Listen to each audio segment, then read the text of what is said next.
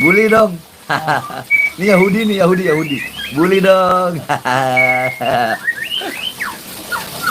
Ini beneran cucu Nabi. Bukan, anak cucu iblis. Jangan ngaku-ngaku punya nasab. Kalau orang berdusta nasab, dosa gede, lam yajid arfal jannati, tidak akan mencium bau surga. Bukan keturunan Nabi, ngaku keturunan Nabi. Wah, ini dosa, pengkhianat ini. Assalamualaikum warahmatullahi wabarakatuh. Akhir zaman ini sebagaimana yang telah dialamatkan oleh Nabi sallallahu alaihi wasallam, yakni yusaddaqu fihal kadhib wa yukadzabu fihas shadiq. Zaman di mana pendusta dibenarkan, sedangkan orang benar, orang jujur didustakan. Mengapa banyak pendusta dibenarkan? Karena kedustaan di akhir zaman ini dibalut dengan agama. Maka kalau Anda ingin mudah memanipulasi orang awam, maka bungkuslah segala kebohongan dan kejahatan atas nama agama. Yang lagi ngetren di zaman sekarang ini adalah kedustaan yang mengatasnamakan cucu Nabi sallallahu alaihi wasallam. Baik, kita ingin coba nonton beberapa video, anggap saja hiburan bagi kita semua, tentang kejanggalan dari orang-orang yang mengklaim dirinya adalah cucu Rasulullah sallallahu alaihi wasallam. Jadi ibarat kata saudara-saudara ini lagi nanam, nanti manennya di dalamku. Kalau nanamnya dikit, manennya, nanamnya banyak, manennya. Makanya kalau kasih uang buat pesantren itu yang banyak. Sorban 10 juta, kemudian cincin beliau diawali dengan nilaian 10 juta, siwak yang beliau pakai diawali dengan nilai 1 juta. Skill si Bahar dalam melakukan pendawiran tidak bisa diragukan lagi. Itu dapat kita ketahui dari video di saat si Bahar melakukan praktek melelang sorban, cincin, gelang, tasbih serta siwak begas gadolnya. 35 juta, Pak. Oh, 35. Ya. Yang tadi ada yang nawar 30 ya? Ya. 32 gimana? Monggo. Mau ya? Tapi cash kan ya? Cash aman ada di sini.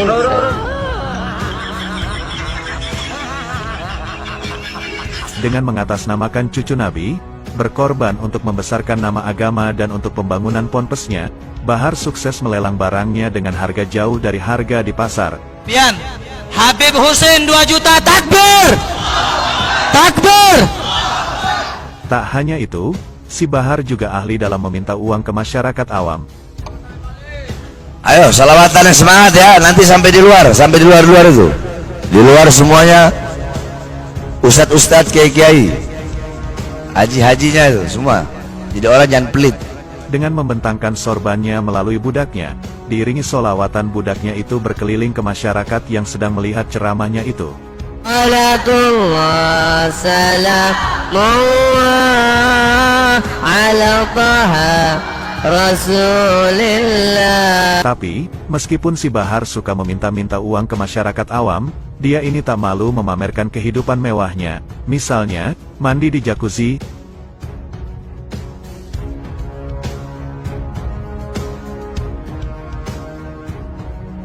ke restoran mewah yang penuh dengan makanan mahal,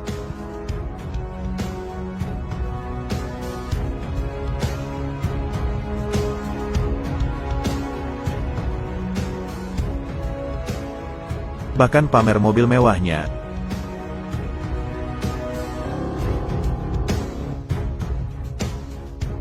Seolah-olah dia tak peduli dengan kerja keras masyarakat yang telah menyisihkan uang untuk diberikan kepadanya. Kira-kira Anda percaya nggak sih mereka ini keturunan Nabi? Kalau dari segi flexingnya saja ya, kan, dan pendawirannya jauh banget. Kalau dalam bahasa orang kampung saya, jauh ke beduk, jauh banget. Gak pantas ini ngaku keturunan Nabi. Ini justru mencederai kehormatan dan kemuliaan nasab suci Rasulullah sallallahu alaihi wasallam. Malah saya berpendapat kalau orang Islam itu cuek saja dengan hal ini semua, nggak pantas ngaku umat Nabi. Masa sih ada orang yang mengklaim jadi cucu Nabi, tapi kemudian kelakuannya nggak sesuai dengan akhlak Nabi. Terus kita ngaku umat Nabi, diem aja gitu, cuek, tidak berusaha mendobrak ini semua. Nah, ini anomali yang sungguh luar biasa. Ini mau nggak mau kita harus melakukan terobosan untuk mendobrak kesadaran. Ayo masyarakat muslim di Indonesia sadar, kapan lagi kita? Ini bukan sekedar urusan nasab sama nasib, bukan. Ini kita sedang menjaga Islam sebagai agama rahmatan lil alamin. Kita sedang menjaga kemuliaan Nabi kita. Mengapa kita marah kalau ada orang yang ngaku Nabi? Karena itu merusak, penodaan agama. Mengapa kita marah kalau ada yang ngaku malaikat Jibril, ngaku Imam Mahdi? Karena itu penodaan agama. Serupa juga dengan yang ngaku-ngaku cucu Nabi, itu juga menodai agama. Apalagi dibarengi dengan perilaku yang kita saksikan tadi, kan? Betul-betul menodai kehormatan Rasulullah sallallahu alaihi wasallam. Ini ada guyonan lagi yang satu lagi nih. Coba kita tonton. Biar ngopi kita tambah enak lah ya. Habaib memang benar cucu Nabi Muhammad sallallahu alaihi wasallam. Muncul satu orang, Habib bukan cucunya Nabi Muhammad. Kurang ajar nggak ini? Tak perlu kau kemukakan 1001 macam alasan. Ini bahaya nih. Ini orang kalau tidak tobat bakal kualat para wali nih. Kau kalau mau curhat lah, tapi yang jelas dulu.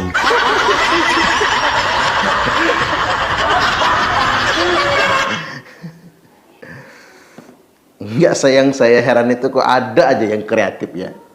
Sekarang ini media sosial dipenuhi oleh orang-orang kreatif, dan sekaligus juga memang jejak digital itu kejam, kawan.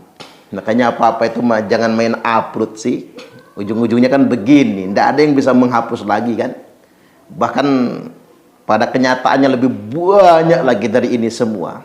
Ya, Anda bisa menjelajah sendirilah, searching di media sosial. Banyak video-video yang sedemikian rupa, yang isinya flexing, pamer kemewahan, yang isinya ngaku-ngaku, yang isinya pendawiran, yang isinya cerita-cerita khurafat, indoktrinasi, pembelokan sejarah, pemalsuan makam. Banyak banget. Anda bisa tonton sendiri. Seperti yang saya katakan di awal tadi, ini adalah zaman yusaddaqu fihal kadhib wa yukadzabu fihas shadiq, di mana pendusta dipercaya, diikuti. Orang lebih cenderung setia menjadi muhibbin untuk para pendusta, dan cenderung menentang bahkan mempersekusi orang-orang yang jujur, orang-orang yang memperjuangkan kebenaran. Kita pakai logika sederhana sajalah. Yang namanya keturunan Nabi itu seperti apa yang diklaim oleh sebagian orang juga sebagai pewaris para nabi katanya. Kita kan bersepakat tentang satu hal. Al-ulama'u warasatul anbiya, ulama adalah pewaris para nabi. Ini sepakat kita tanpa penolakan. Karena memang Islam itu agama ilmu.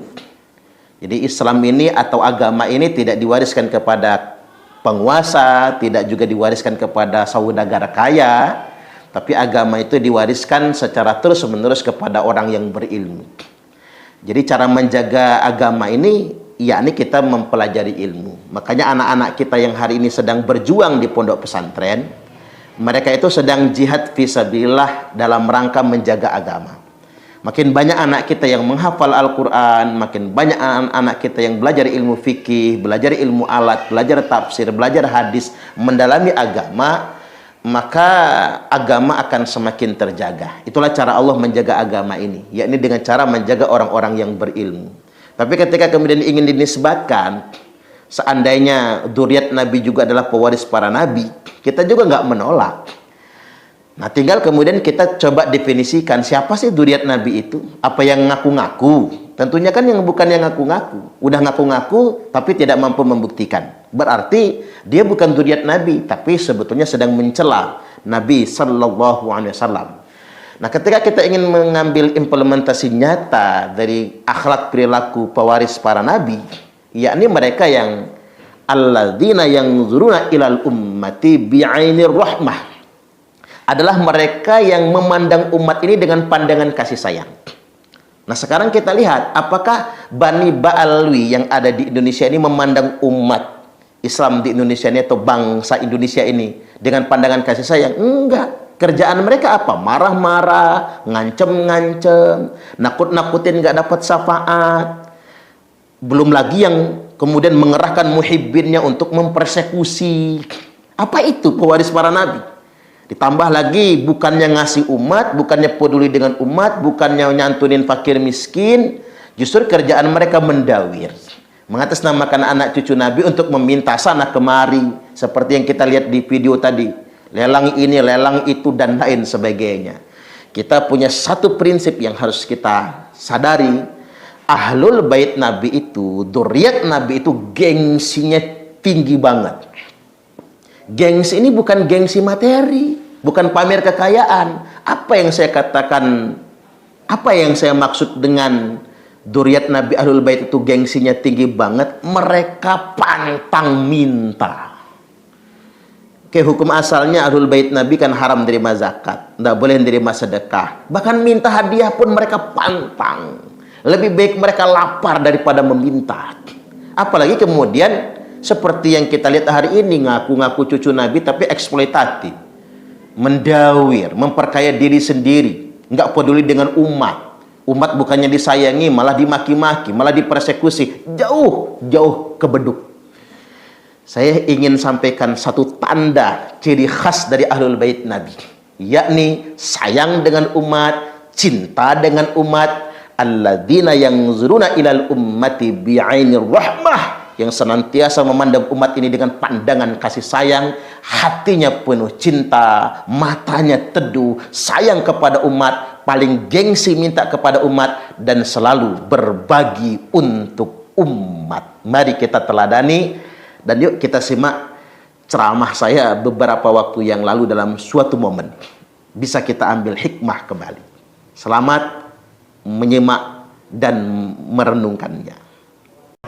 Maka ciri khusus Ahlul bait Nabi, apa yang paling dicintainya kalau diminta orang akan dia kasih.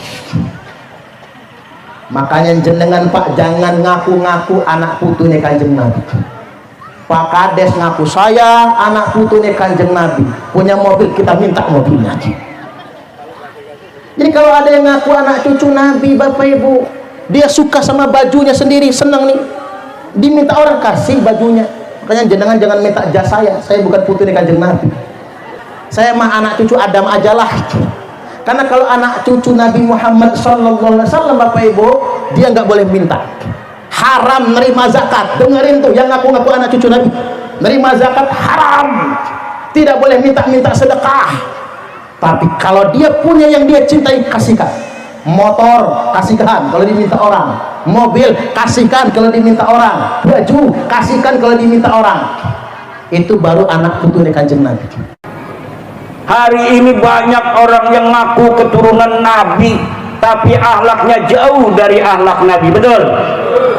Banyak orang yang ngaku keturunan Nabi, dia memandang umat bukan sebagai ladang beramal untuk membimbing menuju Allah, tetapi dia melihatnya sebagai ladang bisnis untuk mengeruk keuntungan pribadi. Kami adalah laskar sabilillah, pecinta wali songo dan para anbiya, pewaris peradaban Islam di Nusantara hingga berkibar bangsa Indonesia.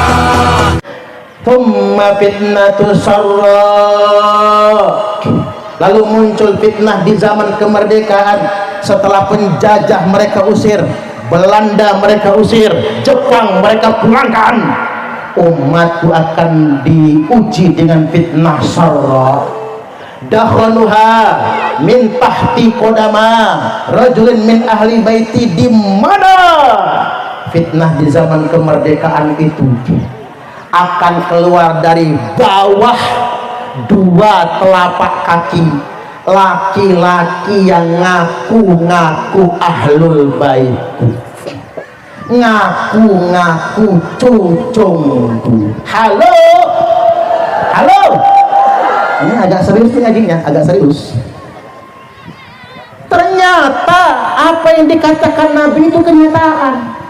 Dawuhnya wali aja mandi kenyataan, Bapak Ibu. Apatah lagi ini dawuh sabda Kanjeng Nabi. Nanti di zaman kemerdekaan, saat negara sedang membangun, saat umatku sedang membangun, kata Nabi, awas, muncul orang-orang yang akan mengatakan dalam darah aneh nih mengalir darah Rasulullah. Orang-orang yang akan ngaku-ngaku anak cucu Nabi, yaz'umu annahu minni walaysa minni, dia ngaku-ngaku anak putuku, kata Nabi, padahal dia bukan anak putuku. Dan sudah terjadi di Indonesia Raya tercinta, ada segerombolan orang yang ngaku-ngaku anak cucu Nabi. Ini kenyataan, ini dawuh Kanjeng Nabi, ini sabda Kanjeng Nabi, hadisnya sahih, bukan maudhu, bukan dhaif. Dia ngaku-ngaku anak cucuku, napu-napu dadanya. Tujuannya buat apa? Memanipulasi orang awam. Makanya jenengan Pak, berhubung beliau itu anak cucu Nabi, dicucuk-cucuk, tangannya dicucuk, sampai kakinya dicucuk, kalau bisa pantatnya jadi cium itu. Ngapa? Tabarukan ngalap berkah putunya Kanjeng Nabi. Ini kenyataan loh Pak. Ini kenyataan di bangsa kita ini sedang terjadi hari ini. Makanya kita harus sadar semuanya Bapak Ibu, jangan mau termanipulasi, jangan mau tertipu oleh orang-orang yang mengaku anak cucu Nabi. Apalagi ngaku anak cucu Nabi buat ngambil anak gadis kita yang cantik, kalau jelek nggak mau dia.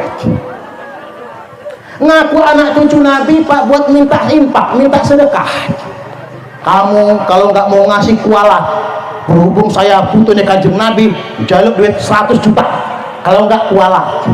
Yang sugih-sugih didatengin, kepala kampung dipalak. Makanya Pak kepala kampung mending ngundang saya kalau besi desa. Kalau ngundang cucu Nabi mahal tahu Pak, mahal. Kalau ngundang saya nggak mahal nggak. Tapi jangan nggak disangoni Pak, jauh bener Lampung itu. Ya mahal, ngundang anak cucu Nabi itu mahal. Kemudian yang kaya didatengin minta duit, alasannya Pak, saya anak cucu Nabi, minta duit sekian. Itu kan anomali Pak.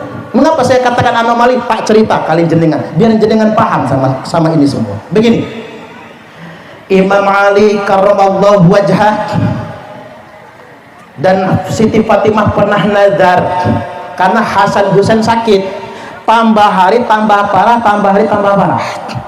Maka kata Ali, Fatimah, kita nazar aja yuk biar Hasan Husain cepat sembuh. Itulah mengapa Bapak Ibu hukum bernazar itu boleh, tapi bayarnya wajib, sama kayak berhutang. Berhutang itu hukumnya mubah, ngutangi hukumnya sunnah, membayar hutang hukumnya wajib. Jangan dibalik, ngutangnya wajib campur maksa, membayarnya haram. Begitu ditagih rasa golok dia, lebih galak daripada yang diutangin. Itu salah itu. Jadi nadarnya puasa 3 hari. Begitu ikrar nadar, Hasan Husain sembuh, maka besoknya harus puasa karena ahlul bait Nabi nggak pernah menunda kalau bayar hutang. Jadi tak dengerin kali jenengan, kalau ada yang ngaku anak cucu Nabi ngutang duit sampean terus nggak bayar, sampean jenengan tagih, cucu Nabi kan, sampean kan ngutang 100 juta sama saya, bayar utang. Apa kata dia? Utang aneh sama ente, nanti kakek aneh yang bayar di akhirat. Pret. Apaan itu Pak? Utang aneh sama ente, kakek aneh yang bayar di akhirat nanti. Apaan itu? Yang namanya ahlul bait Nabi nggak boleh nunda bayar hutang, harus dibayar. Itulah Imam Ali ahlul bait, Fatimah ahlul bait, Hasan Husain ahlul bait. Puasa Bapak Ibu, nggak sahur karena nggak ada yang dimakan, cuma minum air. Imam Ali kerja sama orang Yahudi, minta wol. Makanya orang Islam boleh tonggoan sama orang Kristen, orang Hindu, Buddha, boleh. Kerja sama orang agama lain boleh, agama lain kerja sama kita jadi karyawan kita boleh. Jadi karyawan kita agamanya Kristen boleh, Kita orang Islam kerja sama bos orang Kristen boleh. Imam Ali minta wal, dapat upah cukup buat 3 hari. Sore bikin roti buat berbuka, datang orang miskin udah lapar 3 hari gak makan, ketok pintu Imam Ali. Kata Ali sama Fatimah, jatah berbuka kita kasih sama orang yang lapar ini, kasihin. Akhirnya cuman minum bukanya. Besok bikin roti lagi, begitu mau maghrib ketok pintu lagi, datang anak yatim kelaparan, kasih ke anak yatim. Di hari yang ketiga kata Imam Ali, 2 hari kita nggak makan, nggak apa-apa tetap puasa, mudah-mudahan hari ketiga kita bisa makan. Begitu berbuka mau maghrib ketok pintu, ada tawanan baru keluar dari penjara, mau pulang kampung gak ada modal, kasih semua. 3 hari 3 malam gak makan apa-apa kecuali buka pakai minum air saja, sahur pun pakai minum saja. Besoknya Imam Ali ngajak Hasan, Husain dan Fatimah, yuk ke tempat Rasulullah, nak ke tempat kakekmu, mudah-mudahan ada makanan di sana. Karena sudah 3 hari nggak makan, lemes kelihatan, mata cekung ke dalam. Nabi bertanya, ada apa dengan kalian? Diceritakan oleh Imam Ali kejadiannya. Nangis Kanjeng Nabi. Lalu turun firman Allah. Apa bunyi ayatnya? Wa yut'imuna ta'ama ala hubbihi miskinan wa yatiman wa asira. Luar biasa. Ayat ini khusus turunnya untuk ahlul bait Nabi. Imam Ali, Fatimah, Hasan, Husain. Wa yut'imuna ta'am, mereka memberikan makanan ala hubbihi, makanan yang paling mereka cintai. Ya, namanya orang lapar kan, yang itulah yang dikasih. Miskinan untuk orang miskin, wa yatiman untuk anak yatim itu, wa asira, dan orang yang baru saja pulang dari tawanan, dari penjara. Subhanallah. Maka ciri khusus ahlul bait Nabi, apa yang paling dicintainya kalau diminta orang akan dia kasih. Makanya jenengan Pak jangan ngaku-ngaku anak putune Kanjeng Nabi. Pak Kades ngaku saya anak putune Kanjeng Nabi, punya mobil, kita minta mobilnya. Jadi kalau ada yang ngaku anak cucu Nabi, Bapak Ibu, dia suka sama bajunya sendiri, senang nih, diminta orang kasih bajunya. Makanya jangan minta jas saya bukan putune Kanjeng Nabi, saya ini putune cucunya Rasulullah Adam alaihi salam. Saya mah anak cucu Adam ajalah. Karena kalau anak cucu Nabi Muhammad sallallahu alaihi wasallam, Bapak Ibu, dia nggak boleh minta. Haram nerima zakat. Dengerin tuh yang ngaku-ngaku anak cucu Nabi, nerima zakat haram. Tidak boleh minta-minta sedekah. Tapi kalau dia punya yang dia cintai, kasihkan. Motor kasihkan kalau diminta orang, mobil kasihkan kalau diminta orang, baju kasihkan kalau diminta orang. Itu baru anak putune Kanjeng Nabi. Kalau ada yang ngaku-ngaku anak putune Kanjeng Nabi, kita ngontrak-kontrakan dibayarin, kita punya utang-utang kita dilunasin, mau nikah nggak punya modal dimodalin, anak kita bayar sekolah nggak ada duitnya dibayarin. Walaupun belum terbukti anak putune Kanjeng Nabi, anggap aja cucu Nabi lah. Karena mengapa? Mensifati sifat ahlul bait. Kesimpulannya Bapak Ibu, jangan mau termanipulasi orang-orang yang mengatasnamakan agama tapi untuk mengeksploitasi umat. Saya juga menyarankan buat diri saya juga ya Pak, ya. Buat diri saya, para kiai juga, para mubaligh.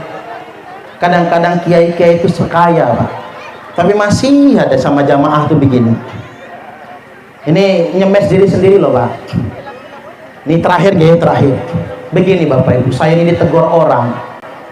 Yang negur saya itu kayak Mbah Rasul lah orangnya. Bukan kiai, bukan ustaz, tapi ahli tirakat.